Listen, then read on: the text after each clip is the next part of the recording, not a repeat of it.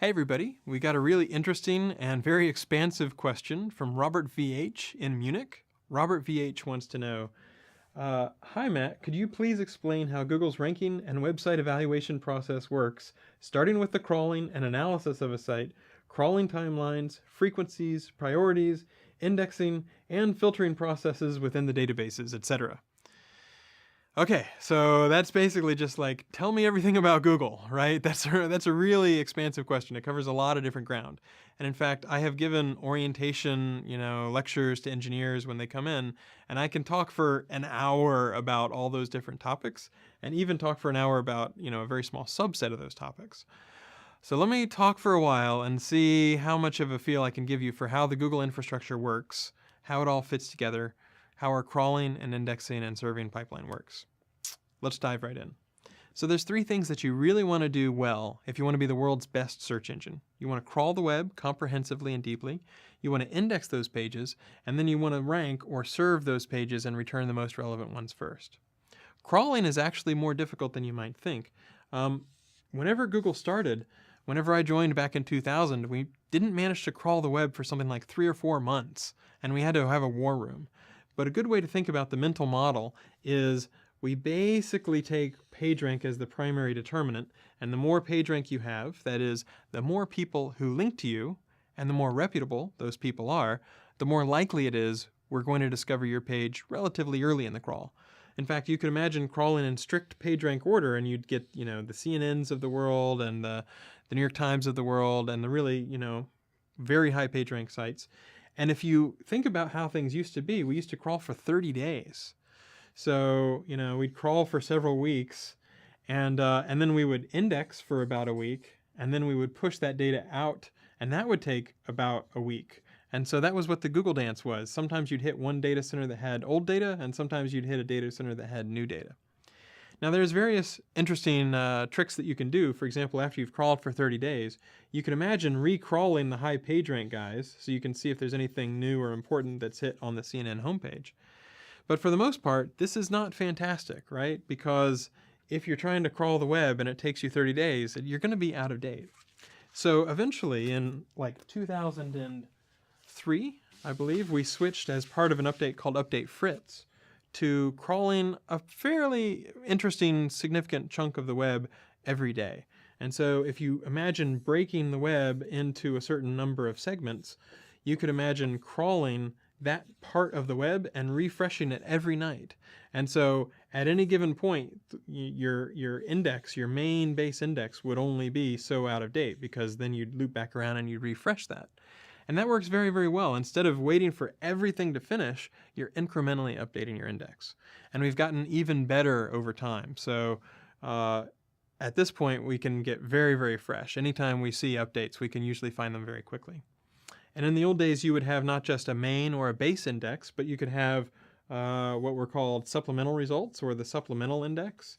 And that was something that we wouldn't crawl and refresh quite as often, but it was a lot more documents. And so you could almost imagine, having really fresh content, sort of a layer of our main index, and then, more documents that are not refreshed quite as often, but there's a lot more of them. So that's just a little bit about the crawl and how to crawl comprehensively.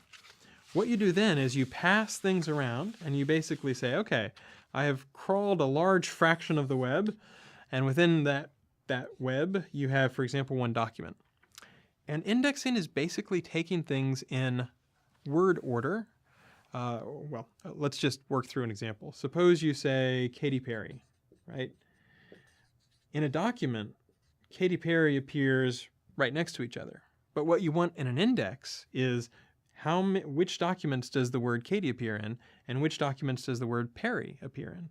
So you might say Katy appears in documents 1 and 2 and 89 and 555 and 789.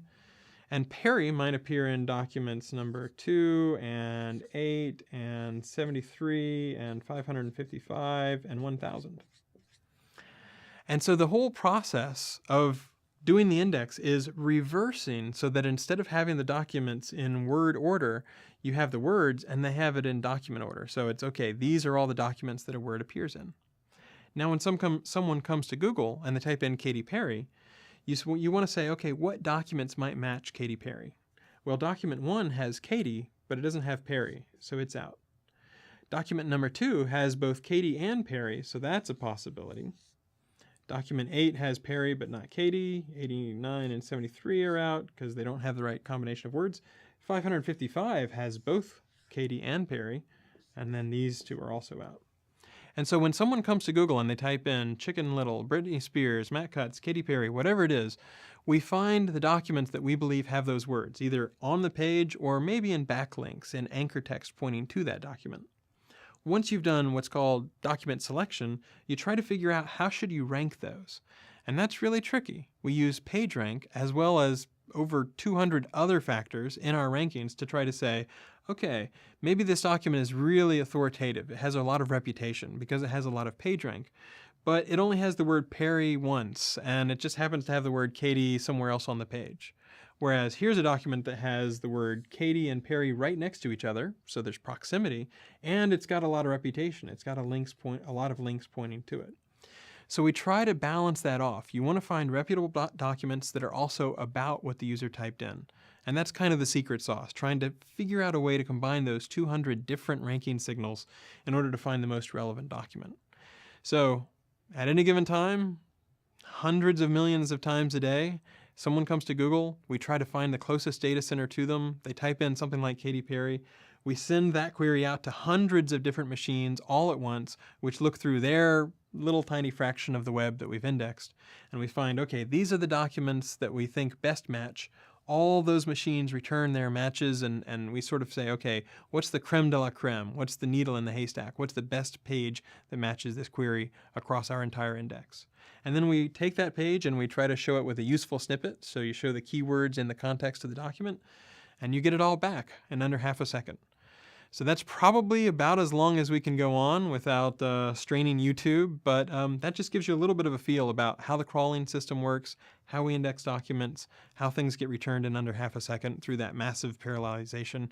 I hope that helps, and if you want to know more, there's a whole bunch of articles and academic papers about Google and PageRank and how Google works, but you can also apply to, there's jobs at google.com, I think, or google.com/jobs if you're interested in learning a lot more about how search engines work. Okay, thanks very much.